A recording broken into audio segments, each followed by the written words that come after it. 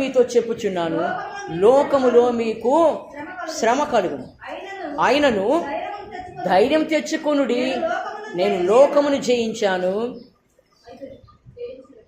ఏనంట? నేను లోకమును జయించి ఉన్నాను. అర్థం ఏంటి? జయించినటువంటి ఆయన మనకి మాదిరిగా ఉన్నాడు. ఈయన నేను లోకాన్ని జయించా, లోకాన్ని జయించా.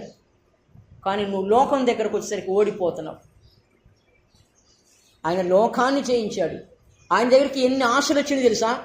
సాతాను తీసుకొచ్చి ఆయన దగ్గర ఎన్ని పెట్టిందో తెలుసా? లోకాన్ని మొత్తాన్ని చూపించి, ఇవన్నీ నా కాళ్ళకు మొక్కితే ఇవన్నీ నీ వశం చేస్తా అని చెప్పాను. రాజ్యాలు చూపించింది, లోక భోగాలు చూపించింది. ఒకే ఒకటి, నువ్వు నాకు మొక్కు, అంతే, నాకు సాగిలపడు, ఇవన్నీ నీ వశం చేస్తా. మనమైతే ఏమంటామంటే వెంటనే